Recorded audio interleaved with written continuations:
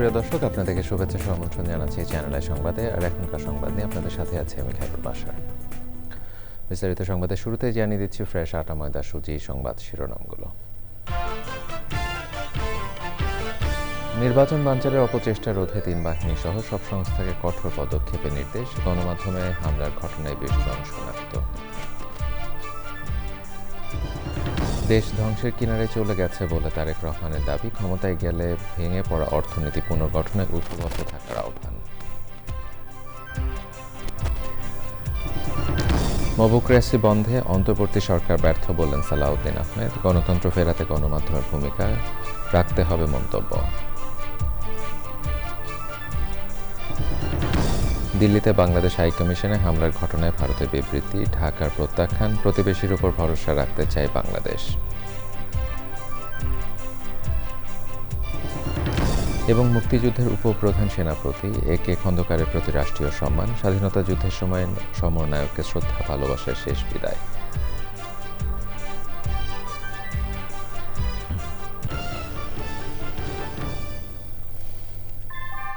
ভূমিকম্প সহনীয় most durable দেশের প্রথম থার্মেক্স রড সালাম স্টিল। সালাম স্টিল বোঝে ডিউরেবিলিটি। সালাম স্টিল, মোস্ট ডিউরেবল স্টিল। প্রিয় দর্শক, এতক্ষণ সংবাদ শিরোনামগুলো জানাছিলাম। এখনকার সংবাদ আয়োজন একই সঙ্গে চ্যানেল আইয়ের ইউটিউব চ্যানেল এবং চ্যানেল আইয়ের ওটিটি প্ল্যাটফর্ম আইস্ক্রিনে লাইভ স্ট্রিমিং হচ্ছে। শুরুতেই জাতীয় সংসদ নির্বাচন 2026।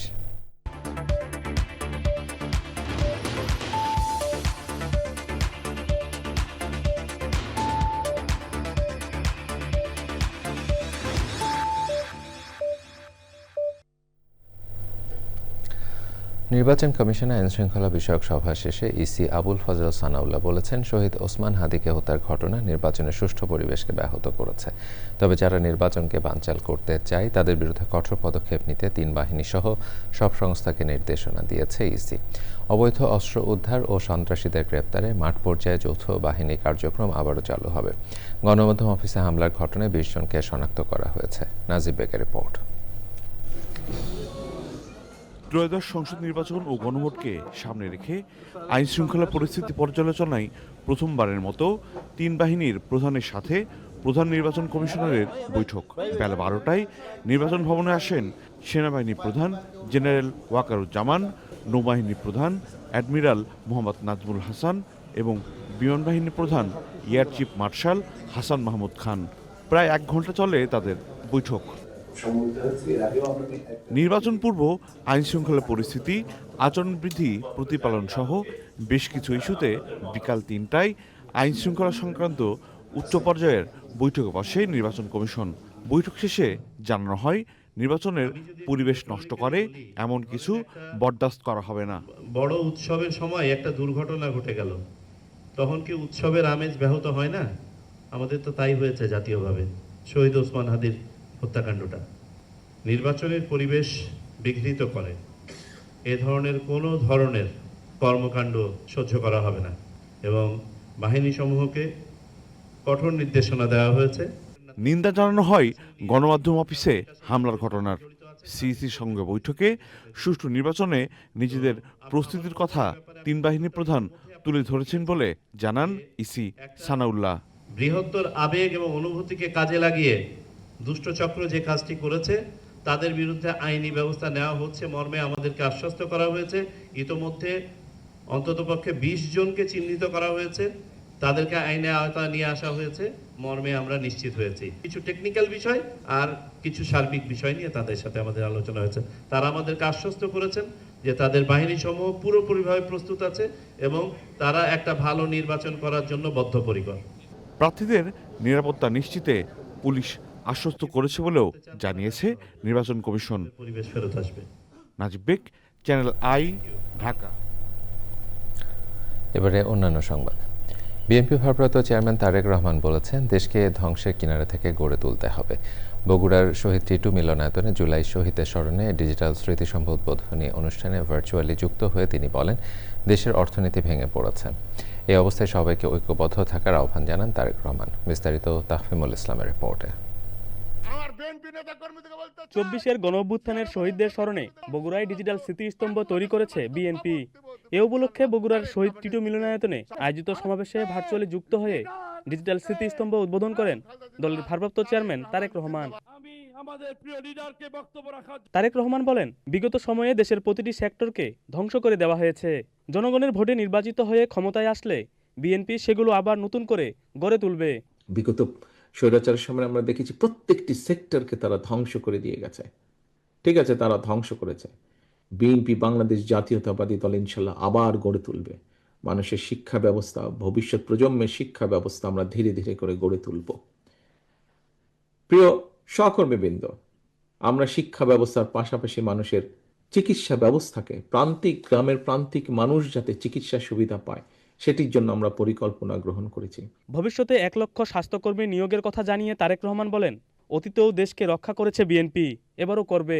আবার আমাদের দেশটাকে ধ্বংসের কিনারা থেকে গড়ে তুলতে হবে। আমাদেরকে কঠোর পরিশ্রম করতে হবে। সামনের দিনগুলো আমাদের খুব ভালো দিন নয়, কিন্তু দেশের অর্থনৈতিক অবস্থা ভেঙে পড়েছে। দেশের বিভিন্ন জায়গায় বিভিন্ন রকম অরাজকতা শুরু হয়েছে বা কেউ কেউ করার চেষ্টা করছে। কাজেই এইগুলো সম্পর্কে আমাদেরকে সজাগ থাকতে হবে। তারেক রহমান বলেন, ওসমান হাদি গণতন্ত্রের পথেই ছিলেন। তিনি ঢাকা 8 আসনের প্রার্থী ছিলেন। এটির মাধ্যমে প্রমাণ হয় তিনি ভোটের রাজনীতিতে বিশ্বাস করতেন। সকলকে এখন ঐক্যবদ্ধ থাকতে হবে। সেটি আমরা বিএনপির নেতাকর্মীরাই হই, সেটি অন্য দলের নেতাকর্মী যারা গণতন্ত্রে বিশ্বাস করে। তাফহিমুল ইসলাম, চ্যানেল আই। বিএনপি স্থায়ী কমিটির সদস্য সালাউদ্দিন আহমেদ বলেছেন, মব কালচার বন্ধ করতে সরকার ব্যর্থ। 25শে ডিসেম্বর বিএনপির ভারপ্রাপ্ত চেয়ারম্যান তারেক রহমানের দেশে ফেরা উপলক্ষে গণমাধ্যমের সম্পাদকদের সঙ্গে মতবিনিময়ে তিনি আরও বলেন, গণতন্ত্র ফিরিয়ে আনতে গণমাধ্যমকে সঠিক ভূমিকা রাখতে হবে। প্রথম আলো ও ডেইলি স্টারে হামলার নিন্দা জানিয়ে সম্পাদকরা বলেছেন, গণতন্ত্রের জন্যই গণমাধ্যমের স্বাধীনতা নিশ্চিত করতে হবে। রাহুল রায় রিপোর্ট। দীর্ঘ 1.5 যুগের নির্বাসিত জীবনের অবসান ঘটিয়ে 25শে ডিসেম্বর লন্ডন থেকে দেশে ফিরছেন বিএনপির ভারপ্রাপ্ত চেয়ারম্যান তারেক রহমান। এ উপলক্ষে বিভিন্ন গণমাধ্যমের সম্পাদক ও গণমাধ্যম ব্যক্তিত্বদের সঙ্গে মত বিনিময়ের আয়োজন করে তারেক রহমান স্বদেশ প্রত্যাবর্তন কমিটি। দৈনিক প্রথম আলো ও ডেইলি স্টারের হামলার প্রতিবাদ জানিয়ে মবক্রেসি বন্ধে কঠোর হওয়ার কথা বলেন বিএনপি নেতারা। প্রথম আলো, ডেইলি স্টার যেভাবে জ্বালিয়ে দেওয়া হয়েছে, পুড়িয়ে দেওয়া হয়েছে, এখানে সরকারের দায়িত্ব ছিল সবচেয়ে বেশি। কারণ এরকম একটা প্রেডিকশন, একটা অনুমান ইন্টেলিজেন্স রিপোর্টে থাকে সবসময়, আমরাও জেনেছি,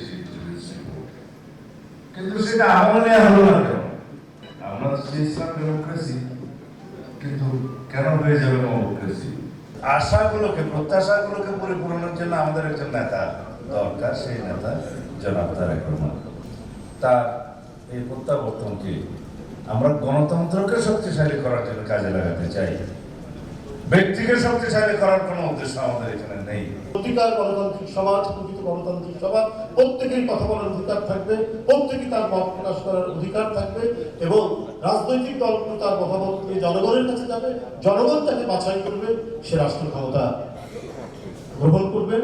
জনগণ এখানকার মালিকানা ফেরত পায়, সেই আবহ প্রতিষ্ঠিত করবার লক্ষ্য নিয়ে তারেক রহমানকে আমরা এই বাংলাদেশে অভ্যর্থনা জানাবার প্রস্তুতি নিয়েছি। গণমাধ্যমে হামলার ঘটনায় উদ্বেগ প্রকাশ করে স্বাধীন সাংবাদিকতা নিশ্চিতের কথা বলেন সম্পাদক ও গণমাধ্যম ব্যক্তিত্বরা। ডেইলি স্টার প্রথম আলোর উপরে হামলা হলো, এরপরে কি হবে কেউ জানে না। তারেক রহমান আসবেন, তারেক রহমান সেই প্রতিশ্রুতি দেবেন, সেটা আমি জানি, কিন্তু প্রশ্নটা হচ্ছে যে আমরা সবাই নিরাপদ থাকতে চাই। এখন সালাউদ্দিন ভাই, you are very friendly to be here because you are out of power. আপনি ক্ষমতায় গেলে আপনি কেমন হবেন সেটা আমরা যখন দেখব, যে আপনি একই রকম উদার, একই রকম ভাবে আপনি গ্রহণ করছেন সমালোচনা। আমাদের এই 53 বছরের রাজনীতিতে বড় বড় অভিজ্ঞতা হলো যে কোনো সরকার কোনো দিন তারা ক্রিটিক্যাল জার্নালিজম অ্যাকসেপ্ট করে না। যদি বিএনপি আসে, আমার ব্যক্তিগত অভিজ্ঞতা আমি এটা বলবো, বিএনপির কাছ থেকে আমরা আরো অধিক সহ্য শক্তি, আরো অধিকভাবে সমর্থন, সহ্য করা, গ্রহণ করা, মেনে নেওয়া মানে শোনা। বাকিটা তো নেতৃত্বে দলের সরকারের উপর নির্ভর করে তারা কতটুকু মানবেন করবে। তবে শুনবেন, জানবেন, এটা আমি নিশ্চিত আশা করি। আপনারা যদি নির্বাচিত হন, ক্ষমতার দায়িত্ব গ্রহণ করেন, তাহলে এমনি 6 মাস আপনারা যদি আমাদেরকে এইভাবে আবার আহ্বান করেন, তাহলে কিন্তু আমরা গঠনগুলো আপনাদের ভুলগুলো ধরিয়ে দিতে পারবো। এটা দেখতে চাই না যে কোনো নিরাপত্তা সংস্থা থেকে ফোন করে বলা হবে যে কোন টকশোতে কাকে ডাকা হবে, এই চর্চাটা যেন বন্ধ হয়। গণতন্ত্রের স্বার্থেই স্বাধীন সাংবাদিকতা নিশ্চিত করতে আহ্বান জানান প্রত্যেকেই। রাহুল রায়, চ্যানেল আই, ঢাকা।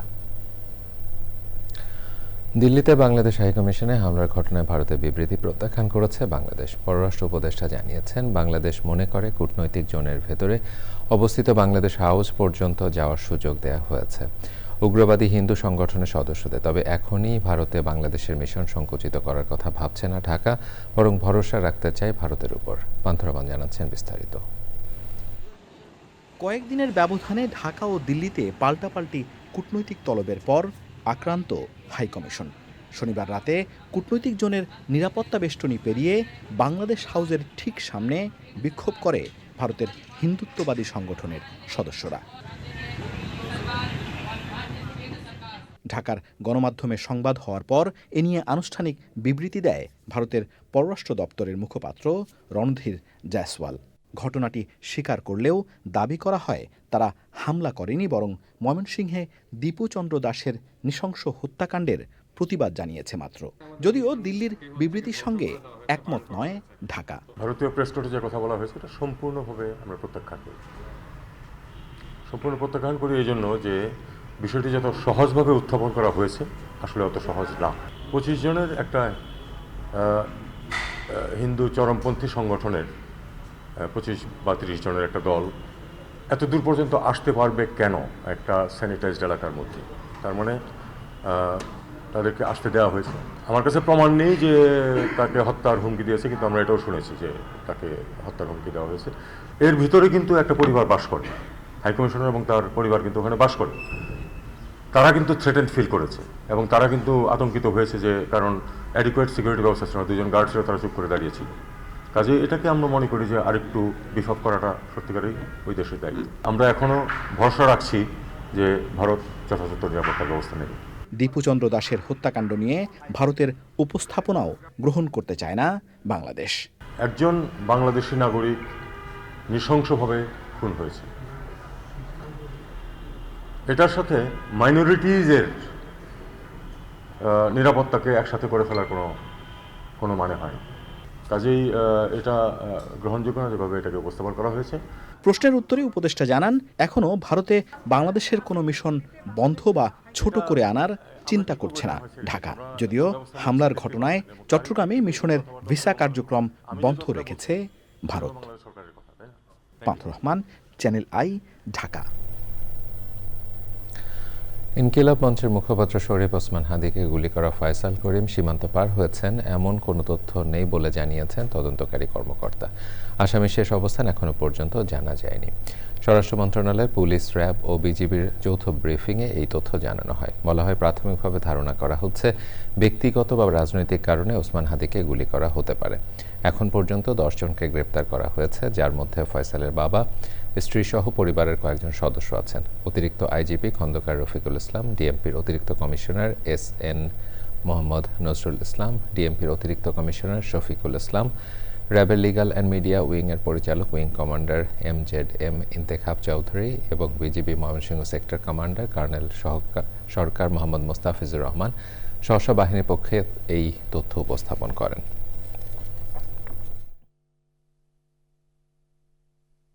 15 ডিসেম্বর আগারগাঁয়ে উপস্থিত ফয়সালের বোনের বাসা শনাক্ত করে ওসমান হাদিকে হত্যা চেষ্টায় ব্যবহৃত 2টি ম্যাগাজিন, 11 রাউন্ড গোলাবারুদ, বিপুল সংখ্যক চেক এবং অন্যান্য আলামত উদ্ধার করা হয়। অস্ত্রের ব্যাগটি সে তার বাবাকে দিয়ে তার শ্যালক শিপুর নিকট হস্তান্তর করতে বলে। মোহাম্মদ ফয়সাল তার বাসায় ব্যাগটি রাখার পর সোশ্যাল মিডিয়ায় দেশের সার্বিক পরিস্থিতি দেখে ভীত হয়ে পার্শ্ববর্তী তরুয়ার বিলে অস্ত্র এবং গোলাবারুদ সহ ব্যাগটি ফেলে দেয়। পরবর্তীতে তার দেওয়া তথ্য অনুসারে হত্যা চেষ্টায় ব্যবহৃত 2টি বিদেশি পিস্তল, 2টি ম্যাগাজিন, 41 রাউন্ড গোলাবারুদ এবং একটি খেলনা পিস্তল উদ্ধার করা হয়। এই ধরনের অপরাধীদের বিরুদ্ধে আমাদের এই অভিযান চলমান থাকবে এবং এই ঘৃণ্য হত্যাকাণ্ডের সাথে জড়িত মূল অপরাধীদেরকে অবশ্যই আইনের আওতায় আনা হবে। জামায়াত ইসলামী আমির ডাক্তার শফিকুর রহমান বলেছেন, সরকার এখন যা যা করছে তাতে জনগণ সন্তুষ্ট নয়। ভোরে ওসমান হাদির কবর জিয়ারত শেষে গণমাধ্যমকে তিনি এই কথা বলেন। আর এক অনুষ্ঠানে দলের সেক্রেটারি জেনারেল বলেন, ওসমান হাদি হত্যার দায় সরকার প্রধান ও প্রধান নির্বাচন কমিশনার এড়াতে পারেন না। বিস্তারিত তাহফিমুল ইসলামের রিপোর্টে। লাখো মানুষের ভালোবাসায় সিক্ত হয়ে শরীফ ওসমান হাদির বিদায়ের পরের দিন তার কবর জিয়ারতে যান জামায়াত ইসলামীর আমির ডাক্তার শফিকুর রহমান। ভোরে ঢাকা বিশ্ববিদ্যালয়ে জাতীয় কবি কাজী নজরুল ইসলামের সমাধিসৌধে শহীদ হাদির কবর জিয়ারত করেন তিনি। পরে সাংবাদিকদের মুখোমুখি হয়ে জামায়াতের আমির বলেন, ষড়যন্ত্র করে হাদিকে সরিয়ে দেওয়া হয়েছে। কোটি তরুণের প্রাণে দ্রোহের আগুন জ্বালিয়ে দিয়েছিল। এই দেশ, এই জাতি আমাদের দেশ এবং জাতির পাহারাদারি আমাদেরকেই করতে হবে। কোনো কালো চিলকে আমাদের ভাগ্যে আর চুমারার কোনো সুযোগ আমরা দেব না। আমরা দুর্নীতির সেই দুর্বেদ্য জাল বেড়া একবারেই ভেঙে তছনছ করে দিতে ইনশাআল্লাহ। এ পর্যন্ত আমাদের লড়াই অব্যাহত থাকবে ইনশাআল্লাহ। তাহলেই হাদি এবং হাদিদের আত্মা শান্তি পাবে। মগবাজারে ওসমান হাদির বিদায়ী আত্মার শান্তি কামনায় দোয়ার আয়োজন করে জামায়াতে ইসলামী। দোয়া মাহফিলে হাদির বড় ভাই ওমর বিন হাদি বলেন, কারো কাছ থেকে কোনো অনুদান নয়, হাদির হত্যার বিচার চান। যে বিপ্লবী আন্দোলন করেছিলেন, সে যে আন্দোলনের জন্য শহীদ হয়েছেন, পরবর্তীতে তার অসমাপ্ত বিপ্লবকে আপনারাই সমাপ্ত করবেন ইনশাআল্লাহ। আমরা ওসমান হাদির পক্ষ থেকে কোনো পারিবারিক আর্থিক সহযোগিতা চাই না, কোনো অনুদান চাই না, শুধু একটাই চাই, ওসমান হাদির অসমাপ্ত বিপ্লবকে আপনারা সমাপ্ত করবেন। জামাতের সেক্রেটারি জেনারেল বলেন, ওসমান হাদির হত্যার পর সরকার এখন পর্যন্ত কি ব্যবস্থা নিয়েছে তা জাতি জানতে চায়। প্রকৃত খুনিদের গ্রেফতারের ব্যাপারে অন্তর্বর্তীকালীন সরকার কি পদক্ষেপ নিয়েছে, কেন ব্যর্থ হয়েছে, কারা অবহেলা করেছে, কি পদক্ষেপ নিচ্ছেন, আপনারা জাতির সামনে আপনাদের এই বক্তব্য তুলে ধরুন। যদি তা না ধরেন তাহলে এই বিশ্বাসে জাতি করবে যারা ওসমানকে খুন করেছে, ওসমানের খুনিদের পালিয়ে যেতে, তার সহযোগীদেরকে প্রশ্রয় দিতে প্রশাসনের মধ্যে ফ্যাসিস্টদের সেই সব সহযোগীরা লুকিয়ে আছে। জামাতের নেতারা বলেন, প্রশাসন ও পুলিশের মধ্যে ফেসিবাদের দোসররা লুকিয়ে থাকলেও তা না দেখার ভান করছে অন্তর্বর্তী সরকার। তাফিমুল ইসলাম, চ্যানেল আই, ঢাকা।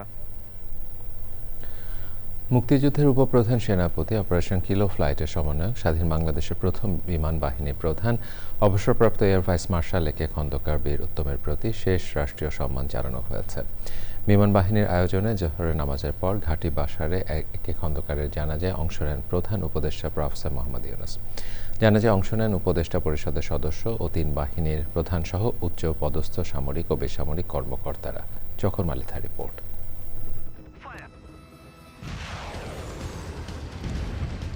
1971-এর 25শে মার্চ পাকিস্তান বিমান বাহিনীর তখনকার গ্রুপ ক্যাপ্টেন একে খন্দকারের নেতৃত্বে wing commander M K. Bashar, squadron leader Sultan Mahmud, squadron leader Sadruddin, flight officer Badrul Alam এবং পাইলট নুরুল কাদের বিমান বাহিনী থেকে প্রথম বিদ্রোহ করে বেরিয়ে এসে মহান মুক্তিযুদ্ধে যোগ দেন। মুক্তিযুদ্ধদিনের সেই সহযোদ্ধার নামে বিমান বাহিনী ঘাঁটি বাসার প্যারেড গ্রাউন্ডেই জোহরের নামাজের পর একে খন্দকার বীর উত্তমের নামাজে জানাজা। বিমান বাহিনীর উচ্চ পদস্থ কয়েকজন অফিসার একে খন্দকারের কফিন নিয়ে জানাজা মঞ্চে আসেন। লাল সবুজের পতাকা তার কফিনের উপর উঁচু করে ধরে রাখেন। পরে অস্ত্র উঁচিয়ে শ্রদ্ধা জানানো হয় তাকে। প্রধান উপদেষ্টা প্রফেসর মোহাম্মদ ইউনূস ছাড়াও উপদেষ্টা পরিষদের সদস্য, 3 বাহিনীর প্রধান, উচ্চ পদস্থ সামরিক ও বেসামরিক কর্মকর্তারা জানাজায় অংশ নেন। আল্লাহু আকবার। পরে রাষ্ট্রপতির পক্ষে তার সামরিক সচিব মরহুম একে খন্দকারের কফিনে পুষ্পস্তবক অর্পণ করেন। পুষ্পস্তবক অর্পণ করে শ্রদ্ধা নিবেদন করেন প্রধান উপদেষ্টা প্রফেসর মোহাম্মদ ইউনূস। একে একে শ্রদ্ধা নিবেদন করেন মুক্তিযুদ্ধ বিষয়ক উপদেষ্টা ফারুকি আজম, সেনাবাহিনী প্রধান জেনারেল ওয়াকারুজ্জামান, নৌবাহিনী প্রধান অ্যাডমিরাল নাজমুল হাসান, বিমান বাহিনী প্রধান air chief marshal Hasan Mahmud Khan. পরে বিমান বাহিনীর 3টি হেলিকপ্টার ফ্লাই পাস্ট করে মরহুম AK খন্দকারের প্রতি সম্মান প্রদর্শন করে।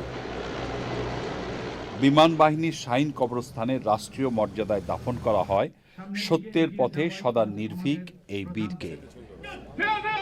জকর মালিথা, চ্যানেল আই, ঢাকা। সুদানে জাতিসংঘ শান্তিরক্ষা মিশনের ঘাঁটিতে ড্রোন হামলায় নিহত বাংলাদেশ সেনাবাহিনীর 6 সদস্যের জানাজা ঢাকায় অনুষ্ঠিত হয়েছে। সকাল 9:15টায় ঢাকা সেনানিবাসে কেন্দ্রীয় মসজিদে জানাজায় অংশ নেন সেনাবাহিনী প্রধান জেনারেল ওয়াকারুজ্জামান, নৌবাহিনী প্রধান অ্যাডমিরাল মোহাম্মদ নাজমুল হাসান এবং বিমান বাহিনী প্রধান air chief marshal Hasan Mahmud Khan. জানাজা শেষে রাষ্ট্রপতি মোহাম্মদ শাহাবুদ্দিন ও প্রধান উপদেষ্টা প্রফেসর মোহাম্মদ ইউনূসের পক্ষ থেকে মরদেহে শ্রদ্ধা জানানো হয়। এরপর একে একে 3 বাহিনী প্রধান নিহতদের কফিনে শ্রদ্ধা জানান। পরে নিহতদের মরদেহ হেলিকপ্টার যোগে নিজ নিজ এলাকায় পাঠানো হয়।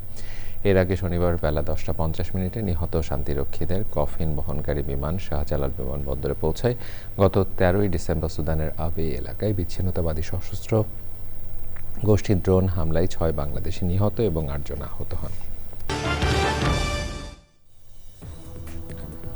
দর্শক, আবার আমন্ত্রণ জানাচ্ছি চ্যানেল আই সংবাদে। বাংলাদেশ বিমান বাহিনী ও এভিয়েশন অ্যান্ড এরোস্পেস বিশ্ববিদ্যালয় বাংলাদেশের মধ্যে একটি সমঝোতা স্মারক সই হয়েছে। বিমান বাহিনী সদর দপ্তরে স্বাক্ষরিত এই চুক্তির আওতায় প্রশিক্ষণ, গবেষণা ও প্রযুক্তি উন্নয়নে যৌথভাবে কাজ করা হবে। ড্রোন ও এরোস্পেস প্রযুক্তিতে ব্যবহারিক প্রশিক্ষণ, engineering training, on the job training ও ইন্টার্নশিপ এতে অন্তর্ভুক্ত রয়েছে। সংশ্লিষ্টরা বলেছেন, এই উদ্যোগ আধুনিক এভিয়েশন ও এরোস্পেস খাতে দেশীয় সক্ষমতা বাড়াতে গুরুত্বপূর্ণ ভূমিকা রাখবে। অনুষ্ঠানে বিমান বাহিনী ও এভিয়েশন অ্যান্ড এরোস্পেস বিশ্ববিদ্যালয়ের ঊর্ধ্বতন কর্মকর্তারা উপস্থিত ছিলেন। লক্ষ্মীপুরে দুর্বৃত্তদের দেওয়া আগুনে পুড়িয়ে নিহত 7 বছরের শিশু আয়েশার বাবা বেলাল হোসেনকে দেখতে জেলা সদর হাসপাতালে গিয়েছিলেন বিএনপি সিনিয়র যুগ্ম মহাসচিব রুহুল কবির রিজভী। এ সময় তার সাথে ছিলেন বিএনপির যুগ্ম আহ্বায়ক ও লক্ষ্মীপুর জেলা বিএনপির আহ্বায়ক শহীদ উদ্দিন চৌধুরী অ্যানি, সদস্য সচিব শাহাবুদ্দিন সাবু, সদর উপজেলা বিএনপি সভাপতি মঈনুদ্দিন চৌধুরী রিয়াজ, পৌর বিএনপি সভাপতি রেজাউল করিম লিটন সহ অন্যান্য স্থানীয় নেতাকর্মীরা। বিএনপি নেতা রুহুল কবির রিজভী এ সময় আগুনে দগ্ধ বেলালের খোঁজ খবর নেন। ওসমান হাদিকে হত্যা ও লক্ষ্মীপুরে বিএনপি নেতার বাড়িতে অগ্নিকাণ্ডের ঘটনায় কোনো যোগসূত্র আছে কিনা অন্তর্বর্তী সরকারকে তা খতিয়ে দেখার দাবি জানান তিনি। কূটনৈতিক সাংবাদিকদের সংগঠন ডিক্যাবের উদ্যোগে কূটনীতিক বিষয়ক প্রতিবেদনের স্বীকৃতি হিসেবে 3 সাংবাদিককে ডিক্যাব মিডিয়া অ্যাওয়ার্ড দেওয়া হয়েছে। সেরা প্রতিবেদনের পাশাপাশি ডিক্যাব সদস্যদের তৈরি প্রতিবেদনগুলোকেও সম্মানিত করা হয়। সম্মাননা তুলে দেওয়া হয় ডিক্যাবের লেখক সদস্যদেরও। পররাষ্ট্র সচিব আসাদ আলম সিয়াম এবং জুরি বোর্ডের প্রধান রিয়াজ আহমেদ পুরস্কার ও সম্মাননা তুলে দেন। পররাষ্ট্র সচিব বলেন, বাংলাদেশ কূটনৈতিক সাংবাদিকরা বাংলাদেশ ফার্স্ট নীতিতে বিশ্বাসী এবং আঞ্চলিক অনেক দেশের তুলনায় বেশি পেশাদার। পরে ডিক্যাব সদস্য ও পরিবারের জন্য হ্রাসকৃত মূল্যে চিকিৎসা সেবা নিশ্চিত করতে ইনসাফ বারাকা কিডনি অ্যান্ড জেনারেল হাসপাতালের সঙ্গে একটি সমঝোতা চুক্তি সই করা হয়। এবারে নিটোল টাটা আন্তর্জাতিক সংবাদ।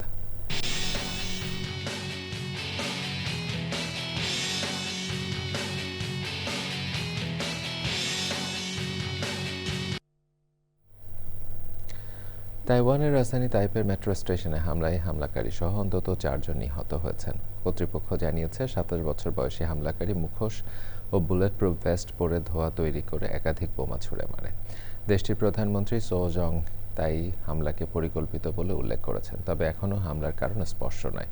এই ঘটনায় তাইওয়ান জুড়ে নিরাপত্তা জোরদার করা হয়েছে। মেট্রো স্টেশন, মহাসড়ক ও বিমানবন্দর সহ গুরুত্বপূর্ণ স্থাপনায় নিরাপত্তা জোরদার করা হয়েছে। এবারে কৃষি সংবাদ।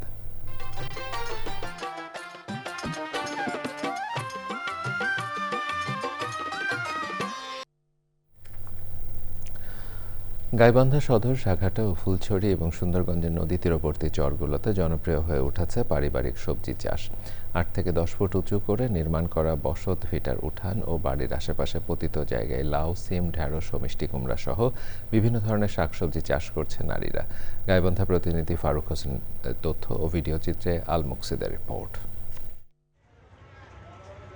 জেলার যমুনা, ব্রহ্মপুত্র ও তিস্তা নদীর চর ও নদীর তীরে লক্ষাধিক পরিবারের বসবাস। বন্যা, খরা ও নদী ভাঙনের মতো প্রাকৃতিক দুর্যোগ মোকাবেলা করে টিকে থাকতে হয় চরবাসীর। এসব চরের বসবাসরত নারীদের কাছে জনপ্রিয় হয়ে উঠেছে পারিবারিক সবজি চাষ।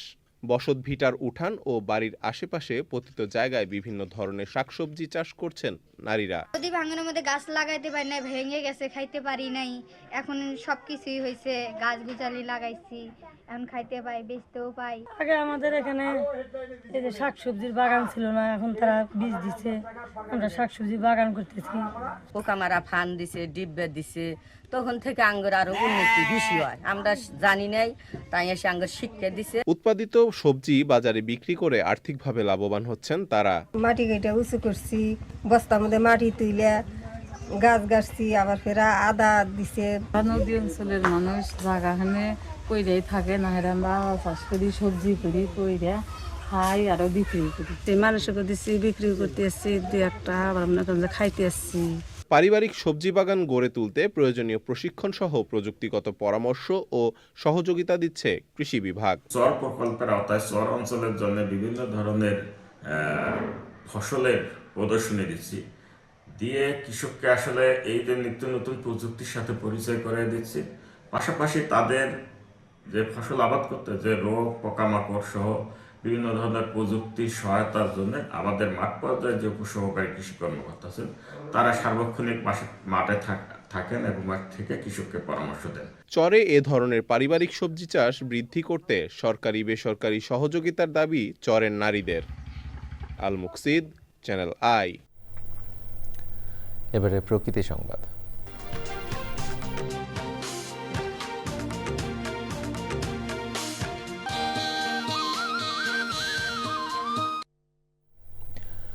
বন্য হাতি হরহামেশাই লোকালয়ে হানা দেয়। পার্বত্য জেলার রাঙ্গামাটি কাপ্তায় বিভিন্ন জনপদে আতঙ্ক বিরাজ করছে। এতে প্রাণহানি, ফসলের ক্ষতি ও ঘরবাড়ি ভাঙচুর সহ যানবাহন চলাচলও বাধাগ্রস্ত হচ্ছে। মানুষ ও হাতির দ্বন্দ্ব নিরসনে পাহাড়ে হাতির করিডোর, নিরাপদ আবাসস্থল ও পর্যাপ্ত খাবারের যোগান নিশ্চিত করার দাবি জানিয়েছেন সংশ্লিষ্টরা।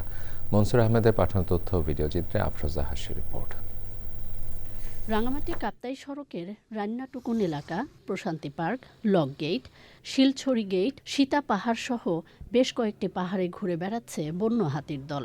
বন বিভাগের তথ্য মতে শুধুমাত্র কাপ্তাই উপজেলার বিভিন্ন এলাকায় অবস্থান করছে প্রায় ৩৬টি হাতি।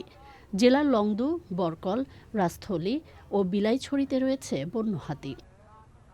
সম্প্রতি কামিল্লাছড়ি ও রান্নাটুকুন এলাকায় হাতির আক্রমণে প্রাণ হারান ২ জন।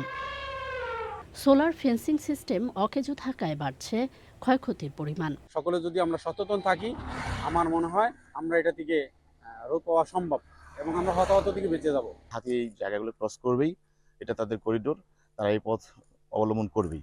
এই জন্য আমাদেরকে সতর্ক থাকতে হবে। আমরা অনেক সাইনবোর্ড, বিলবোর্ড লাগিয়েছি সতর্ক অবস্থানে থাকার জন্য, এবং আমাদের টহল রয়েছে।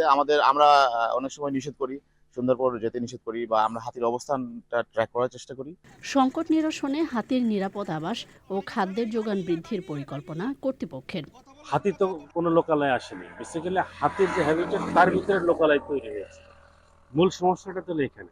আসলে আমাদের এই ছোট্ট একটা দেশে যে হারে জনসংখ্যা বাড়তেছে, আমরা তো আসলে সকল প্রাণীর হ্যাবিটেটটি আস্তে আস্তে মানুষ সঙ্গে দখল করে ফেলছে। সেই কারণে এই প্রাণীদের সাথে মানুষের দ্বন্দ্বটাই দিনকে দিন বাড়ছে। পাহাড় কাটা ও জনবসতি নির্মাণ বন্ধ সহ হাতির নিরাপদ আবাস নিশ্চিত করতে টেকসই ব্যবস্থাপনায় জোর বিশেষজ্ঞদের। আফরোজা হাসি, প্রকৃতি ও জীবন ডেস্ক, চ্যানেল আই। এবারে ঢাকা ব্যাংক পিএলসি বাণিজ্য সংবাদ।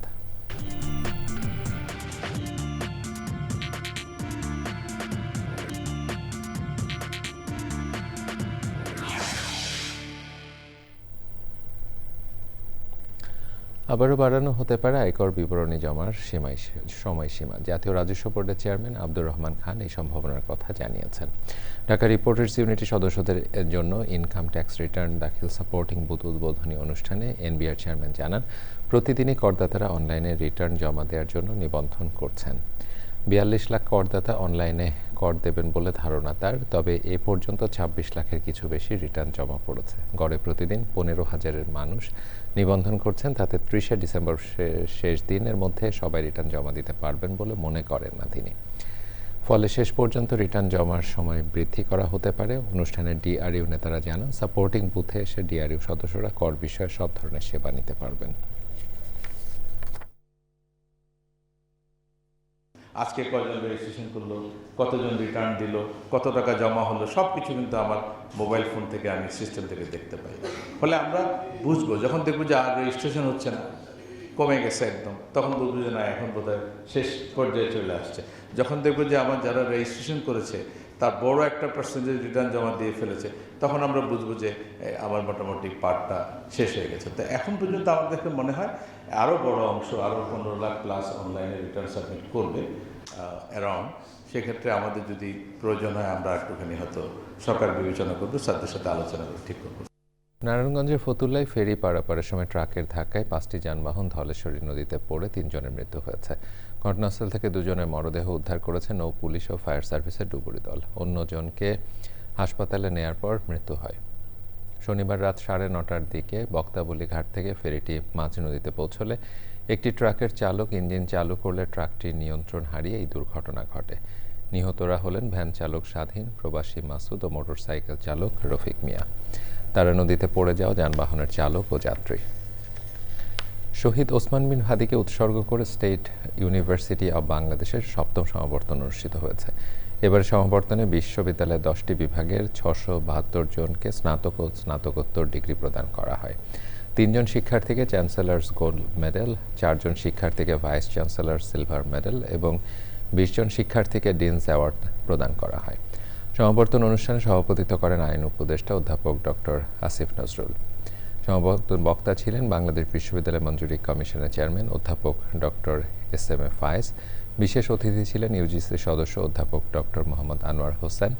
বক্তৃতা করেন ইউনিভার্সিটি ভাইস চ্যান্সেলর অধ্যাপক ডক্টর মোহাম্মদ আক্তার হোসেন খান, ট্রাস্টি বোর্ডের প্রেসিডেন্ট ডাক্তার এ.এম. শামীম সহ অন্যরা। সাবেক প্রধানমন্ত্রী ও বিএনপি চেয়ারপারসন বেগম খালেদা জিয়ার সুস্থতা কামনায় গাজীপুরের টঙ্গীতে দোয়া মাহফিল হয়েছে। জাতীয়তাবাদী মৎস্যজীবী দল গাজীপুর মহানগরের আয়োজনে অনুষ্ঠিত এই কর্মসূচিতে বিএনপি ও এর অঙ্গ সংগঠনের নেতাকর্মী সহ বিভিন্ন শ্রেণী পেশার মানুষ এতে অংশ নেন। দোয়া মাহফিলে প্রধান অতিথির বক্তব্য রাখেন সাবেক ছাত্রনেতা ও জিয়া গবেষণা পরিষদের কেন্দ্রীয় কমিটি সভাপতি আনিসুর রহমান আনিস। সভাপতিত্ব করেন মৎস্যজীবী নেতা আব্দুস সালাম ব্যাপারী।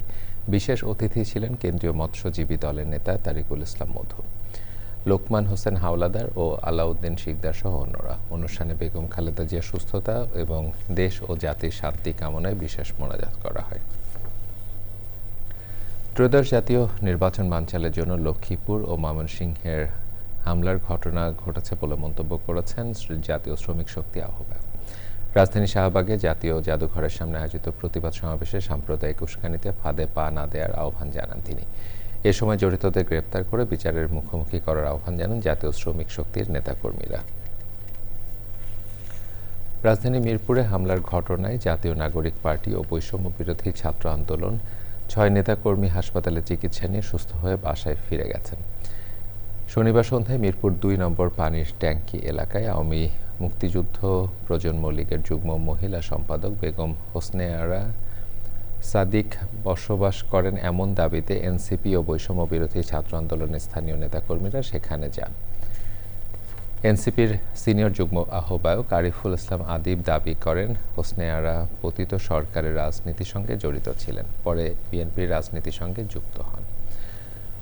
তিনি অভিযোগ করেন ওই নারীকে রক্ষা করতে 7 নম্বর ওয়ার্ড বিএনপির ভারপ্রাপ্ত সভাপতি পিচ্চি কামাল ও একই ওয়ার্ডের স্বেচ্ছাসেবক দলের আহ্বায়ক হারুনের নেতৃত্বে হামলা চালানো হয়। তবে মিরপুর মডেল থানার ভারপ্রাপ্ত কর্মকর্তা জানান ওই নারীকে গ্রেপ্তারে 200-300 মানুষ মব সৃষ্টি করা হলে ধাক্কাধাক্কিতে 6 নেতাকর্মী আহত হন।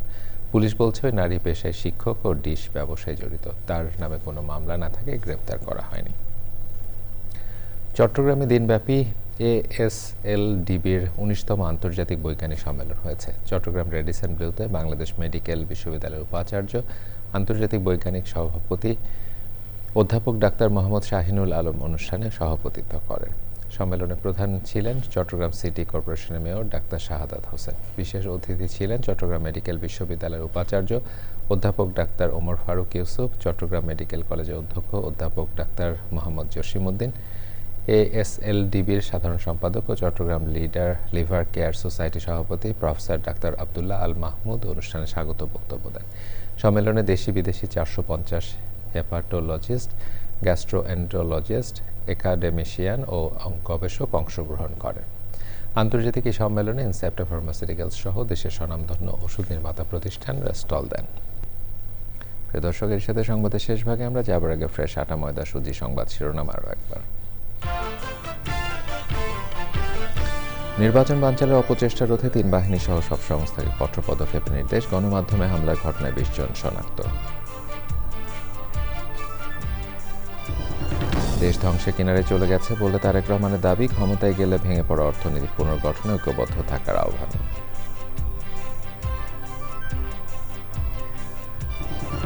মুভোক্রেসি বন্ধে অন্তর্বর্তী সরকার ব্যর্থ বললেন সালাউদ্দিন আহমেদ। গণতন্ত্র ফেরাতে গণমাধ্যমে সঠিক ভূমিকা রাখতে হবে মন্তব্য।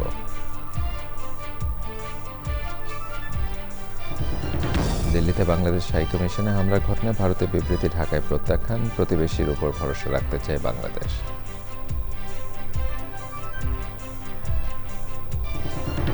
এবং মুক্তিযুদ্ধের উপপ্রধান সেনাপতি একে খন্দকারের প্রতি রাষ্ট্রীয় সম্মান। স্বাধীনতা যুদ্ধের সমরনায়ককে শ্রদ্ধা ভালোবাসার শেষ বিদায়।